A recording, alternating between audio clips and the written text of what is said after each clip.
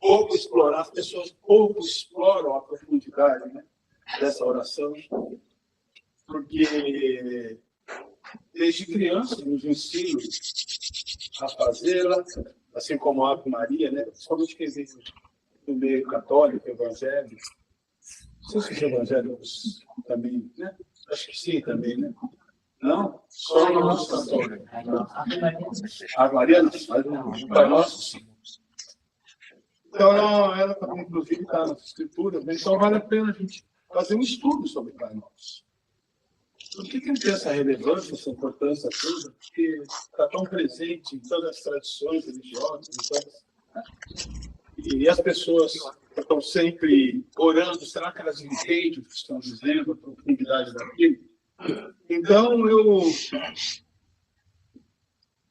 resolvi cometer esse atrevimento de tentar explorar um pouco isso, tentar estudar frase por frase, para passar para vocês, óbvio, o meu entendimento.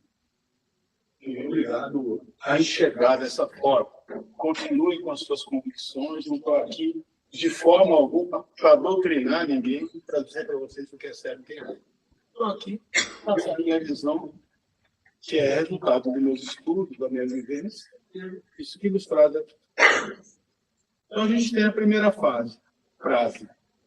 Pai nosso que estás nos céus. Essa frase tão repetida, ela convoca a gente a fazer esse questionamento. Pai nosso que estás nos céus. Onde é esse céu? O que é esse céu? Onde está esse Pai Nosso?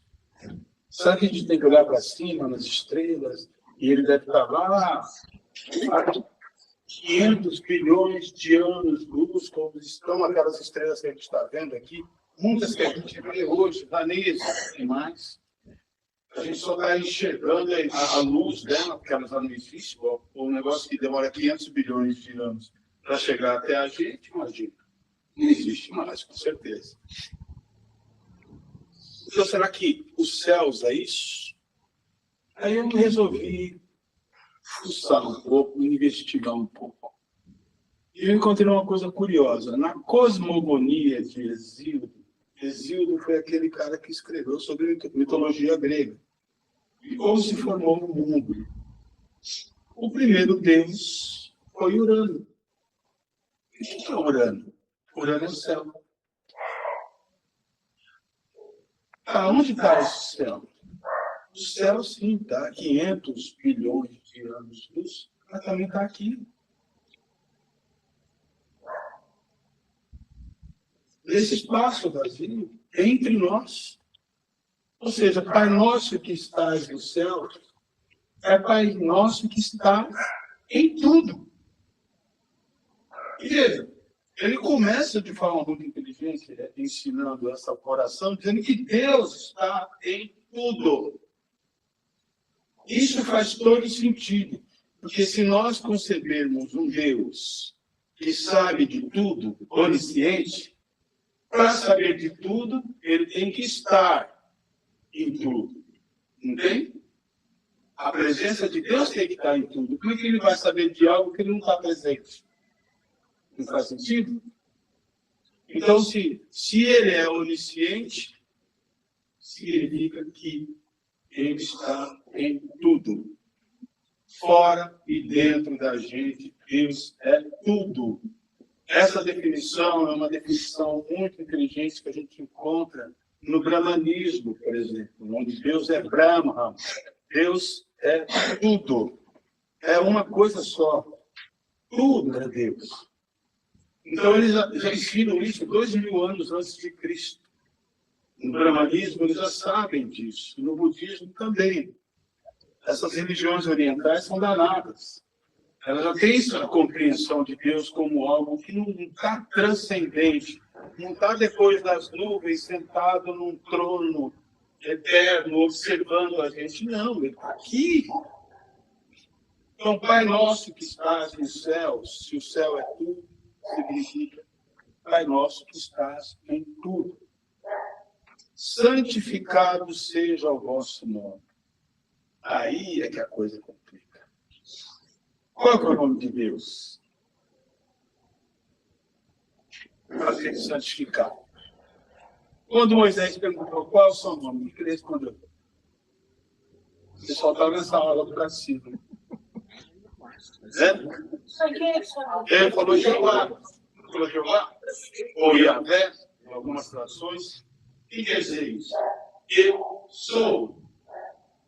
Qual é o seu nome? Moisés perguntou e disse, eu sou.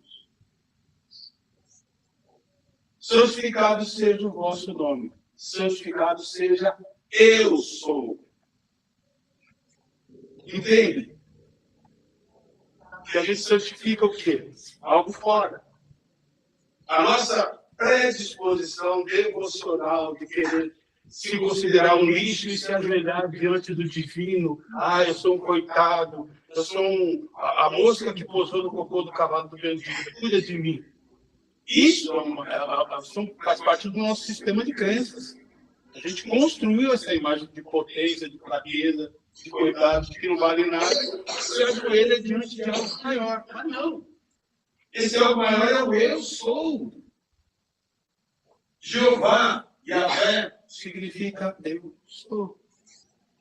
Então, Pai nosso que estás nos céus, santificado seja esse eu sou. Seja o que eu sou. Porque o que eu sou é eterno, indestrutível, incontaminável. Só que eu não estou envolvido com o que eu sou. Eu estou envolvido com o que eu não sou. Que é um personagem mental, ilusório. Eu penso que eu sou o corpo. Eu penso que eu sou a profissão que eu tenho. Eu penso que eu sou o pai do Caio, da Pietra, da Bianca. Pai da Célia. Isso é o que eu penso. Mas isso não é o que eu sou. Isso é como eu me identifico. É uma identificação transitória. O que eu sou é isso que tem que ser santificado. Santificado, olha que coisa bonita, gente. É bonita essa oração e a gente explora isso, né? Venha a nós o vosso reino. Onde está esse reino?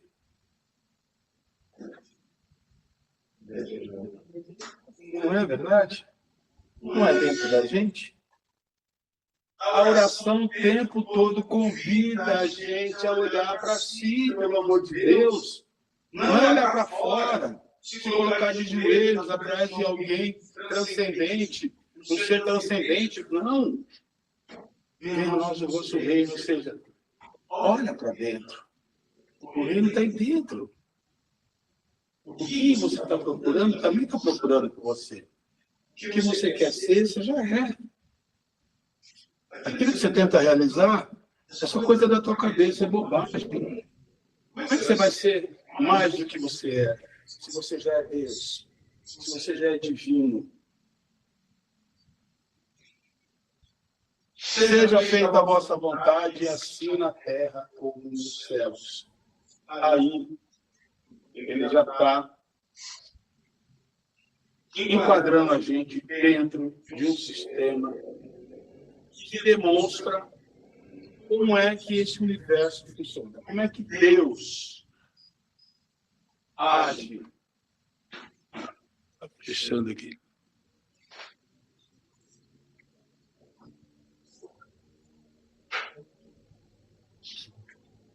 Veja.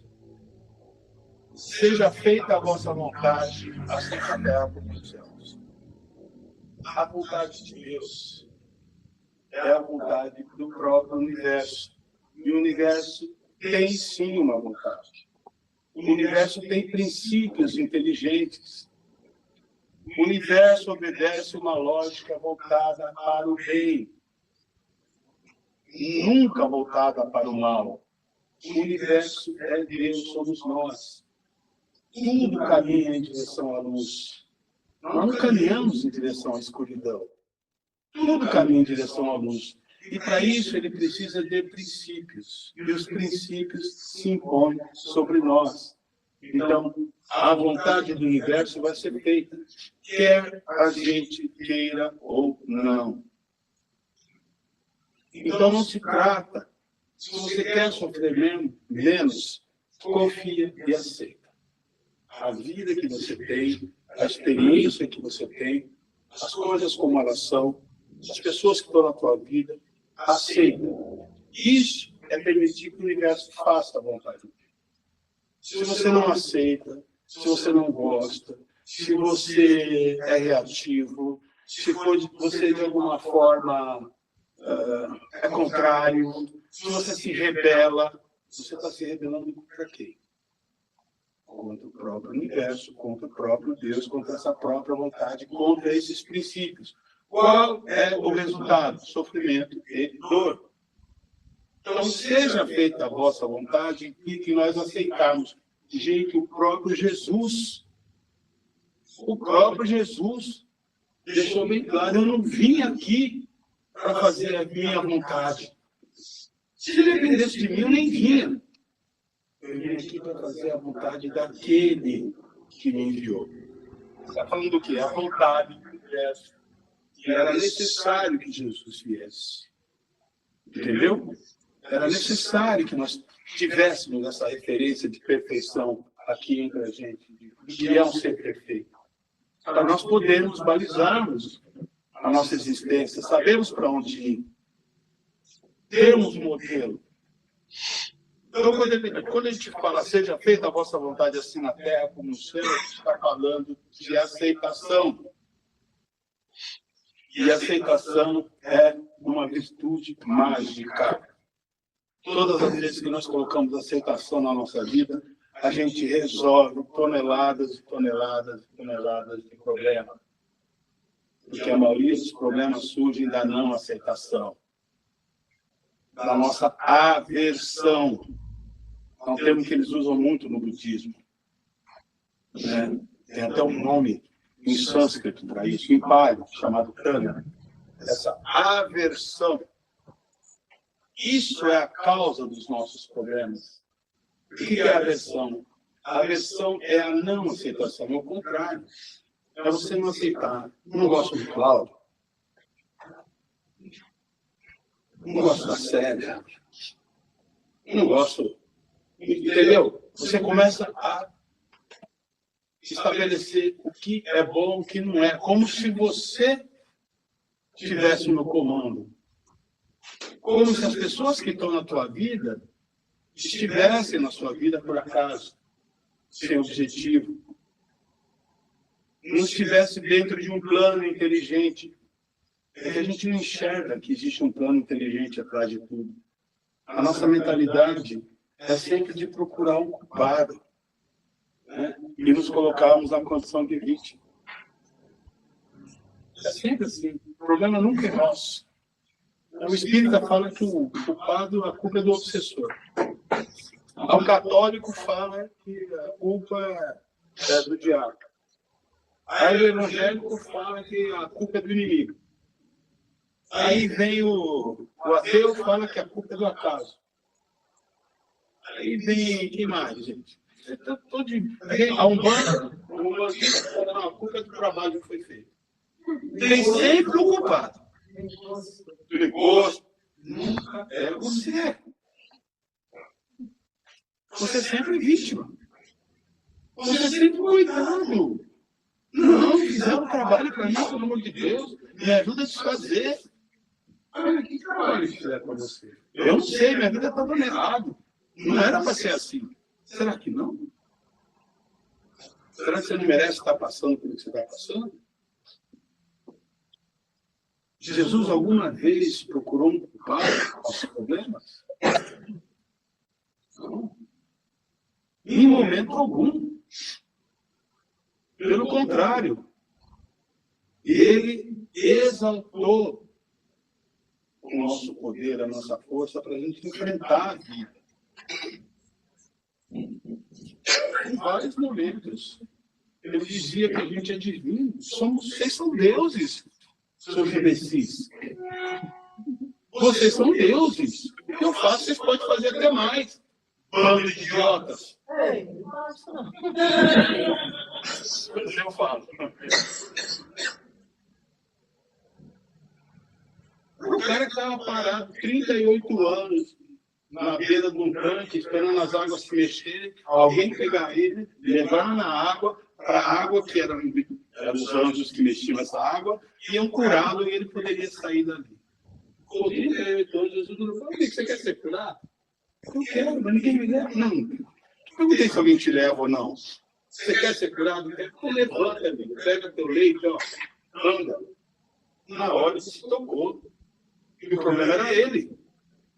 Ele precisava andar. Ele precisava colocar a vida dele em movimento.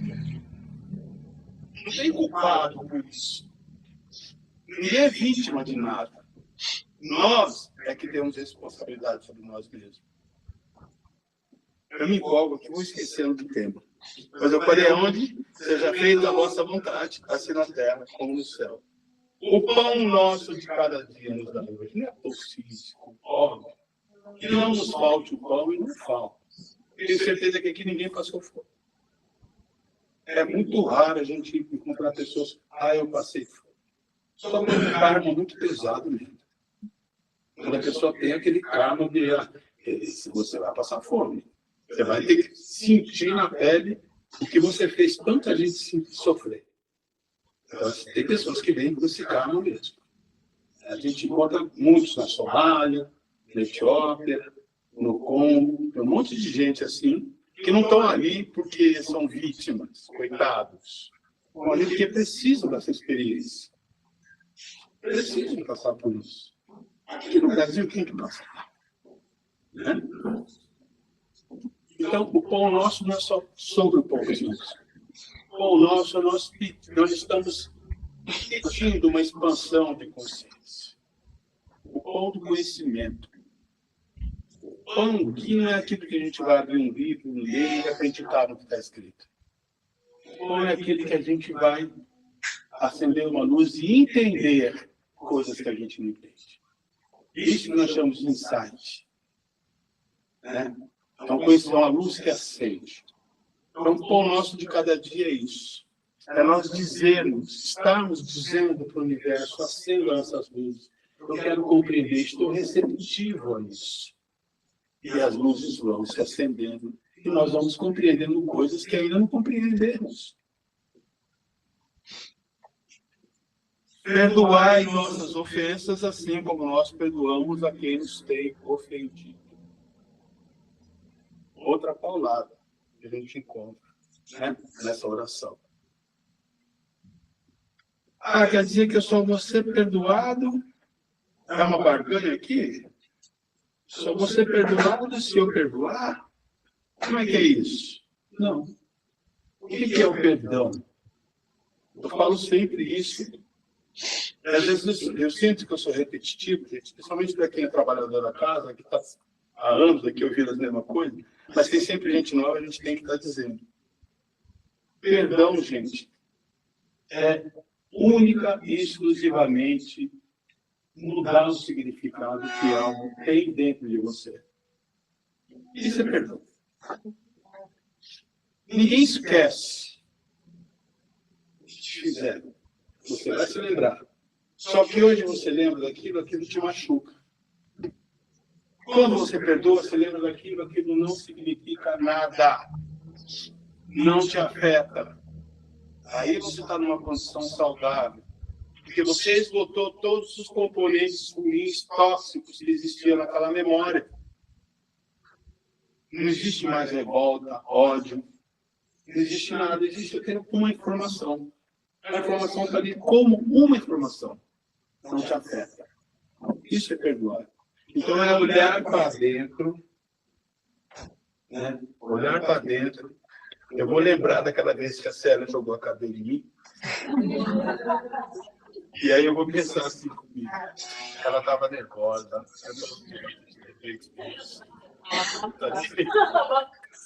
Eu fiz o que não devia. Então, eu começo a tirar a raiva dela e aí aquela lembrança se transforma em algo que não me afeta. Em algo que eu vou... Que péssimo exemplo.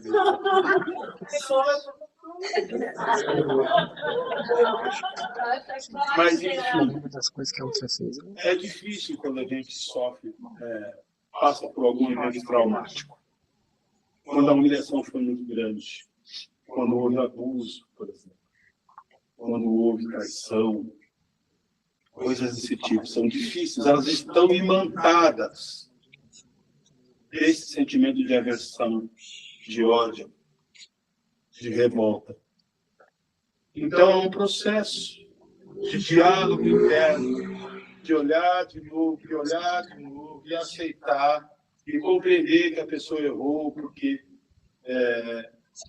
ela agiu de acordo com o entendimento que tinha na época, ela tinha as motivações dela. Você sabia que, em tese, veja só, ninguém é capaz de fazer o mal? Eu aprendi isso com o falecido Gaspareto, que faz todo sentido. Ninguém é capaz de fazer mal. As pessoas não fazem. As pessoas fazem o que elas sabem fazer. A maneira que eu respondo, as decisões que eu tomo, as minhas reações, elas apenas expressam o meu estágio de consciência. É a melhor forma que eu encontro para responder àquilo. Eu não conheço outra. Se eu conhecesse, eu não agiria daquela forma. Então, a minha falta de conhecimento, a minha ignorância, o meu estágio consciencial, tudo isso me leva a agir daquela forma. Não é que eu sou mau. O leão não é mau. Que estraçalha como uma zebra. A gente olha para o leão e acha que ele é mau por isso. Não, o leão é o leão. É o leão. Ele está no estágio do leão. Coitada da zebra, que vacilou. Entendeu? Correu menos que ele, pensou.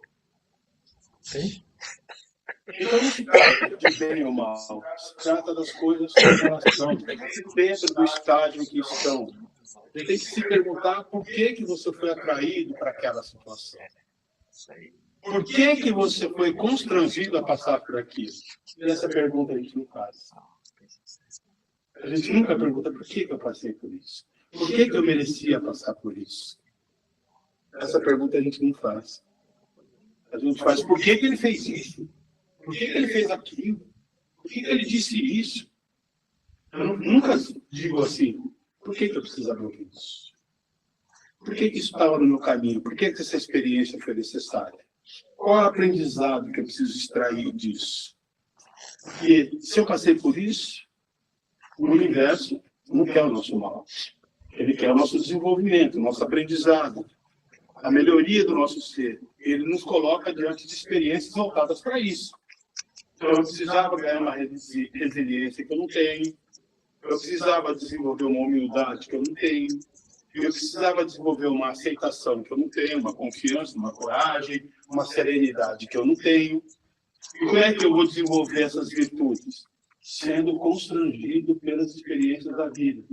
Então, não é sobre punir ninguém. Eu não gosto dessa ideia de planeta de expiação. Isso é coisa de espírito. Eu não concordo com isso.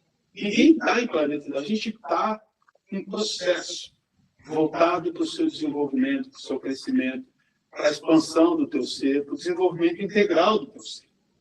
E não é sobre punição, é sobre aprendizado. Nós estamos aqui para aprender, para se desenvolver. Sair daqui melhor. Então, perdoar nossas ofensas, assim como nós perdoamos, é isso. É nós entendermos o outro e, principalmente, nos entendermos conosco mesmos. Entendermos que, se nós erramos, nós não temos que nos culparmos, porque a culpa é ódio de si mesmo, remorso é ódio de si mesmo, vergonha é ódio de si mesmo. Todos esses sentimentos negativos voltados contra si não são nada mais, nada menos do que ódio de si mesmo. E o ódio é o pior inimigo do homem. É a causa de todas as nossas doenças, desequilíbrios. Todo o nosso padrão vibratório cai quando a gente abraça o ódio. Só o amor eleva a gente, traz prosperidade, saúde, bem-estar, paz, pacifica a alma. Só o amor. Não pode procurar em qualquer outro lugar, vocês vão achar outra solução. Não existe. Se existisse, eu estaria dando para vocês. infelizmente, não existe. Ou vocês aprendem a amar, ou vão continuar sofrendo. Se tivesse um atalho, eu falava. Se tivesse uma receita mágica, eu dava. Mas não tem. É aprender a amar. É só isso.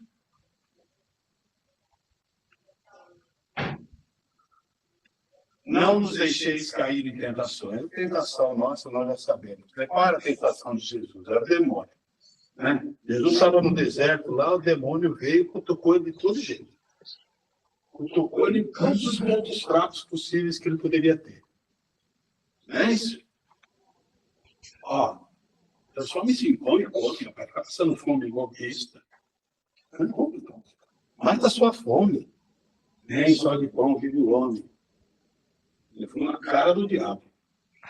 Vamos ali em cima, ali, ó. Eu vou levar no alto do pináculo lá. Eu quero ver se você é filho do homem. Ele se joga, que os anjos vão vir te recolher se não é filho do homem. Não tentará, o Senhor teu Deus. Estava mexendo com a vaidade de Jesus. Como já se viu esse cara falar que eu não sou filho de Deus? Eu vou mostrar para ele, eu preciso provar para ele. Nós não somos assim?